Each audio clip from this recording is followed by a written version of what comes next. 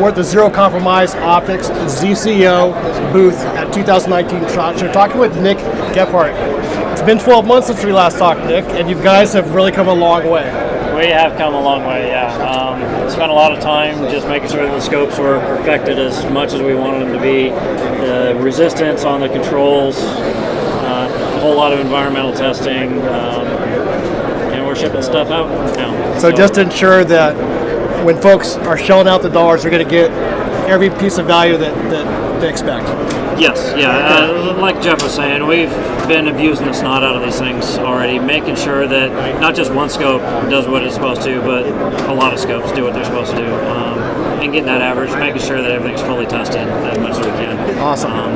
All the way around. So why don't we quickly cover, we weren't going to do a kind of a full feature-by-feature recap, but you come into market right now, 2 optics right out of the gate. Yes. 4 to 20 by 50. Yep. And 5 to 27 by 56. By 56. Yeah. Now these are 36 mil tubes, right? Yeah. So nothing has changed from last year. The design and everything was there. It was great. The optics were perfect right out of the gate. Yeah. So no worries there. So still 36 millimeter tube, 35 mils of elevation, 20 mils of windage internal. So all that's the same. The locking feature is just to pull out to unlock and push in to lock it back down. Zero stop built into the turret. You only have 2 set screws to mess with. Okay. Magnification change lever built in to your mag ring, and so the amount of tension on that is phenomenal. Locking diopter, parallax, reticle illumination with the advanced illumination functions. Yeah, I was just playing around with that. And you can do 2 different colors. I noticed, depending on how you camp the rifle, it'll turn itself off just to conserve battery life. Yes, yeah, and so that's what we call the automatic illumination management, AIM, right? Yeah. Okay, so the user can select either red or green, their preference, and they can select whether the AIM functions are turned on or turned off. Yeah. When they're turned on, the illumination will automatically shut off if you lay the rifle on its side. Actually, if it exceeds 45 degrees in roll either direction, it'll turn it off to save battery life. Or if it exceeds 75 degrees up or down, it'll turn it off to save battery life. If you let the scope sit perfectly still for 3 minutes, it'll shut down. A slight movement of the scope, it comes right back on where you left it. If it sits perfectly still for 2 hours, then it goes into sleep mode. You just need to touch the illumination dial a little bit and it comes right back on. Okay. So you don't need to go all the way back to off and then back on to turn on. So, yeah. So back to the 36 mil tubes. I know initially folks said, why 36 mil? Are there rings available? Why don't we remind the folks out there, why 36? We did 36 millimeter tube because we wanted to offer a lot of elevation and windage travel, and we wanted the best optics in the industry, and we succeeded in that.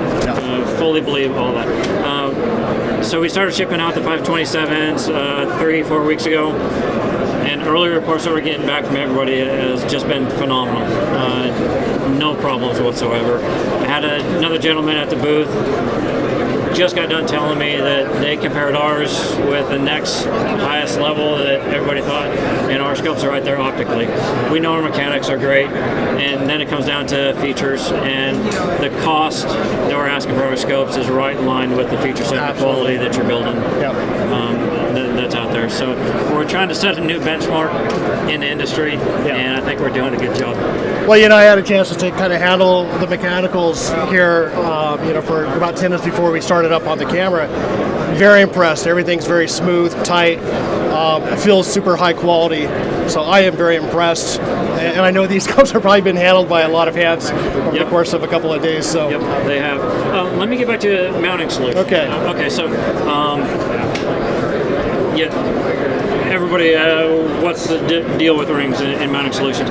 So as you can see here, American Rifle Company making 36 mil rings. So if you know, American Rifle Company is very good, high quality stuff. What's nice about these is you have one bolt holding the clamp on the scope and another bolt holding the rail on. So real simple ring, very secure ring. So I love these things. Other options that we have, I'm going to set this down.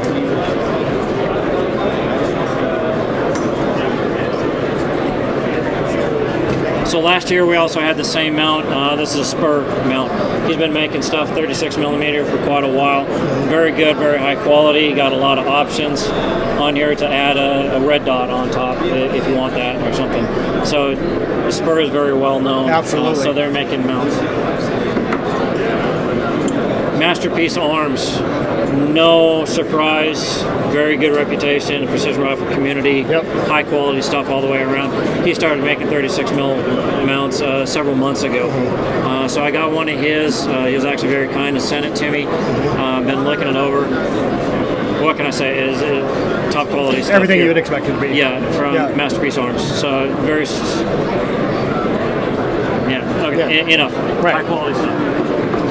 And then also Really Right Stuff just dropped this off for us yesterday. They're making a 36 mil mount as well. Again, Really Right Stuff have been making waves in the precision rifle community. So real nice to see the support from those guys on this side as well. The story here is there are no shortage of solutions for super high quality mounts for this optic. Yep, exactly. Take your pick. Yep. Take your pick what you want. So you got lots of options. Choose your flavor. Okay. Now, of course, now people want to know they're out. How do I get one? Right. What does that look like in terms of your supply, the supply chain to kind of fill the channels? We're doing our best to put together the scopes as much as we can while maintaining the quality that we promise to our customers. Right. Okay. So there are several pieces on there that are literally lapped in by hand to get that right feel that we want. That takes time. We're not just going to try and throw stuff together to get it out the door. It's quality before quantity.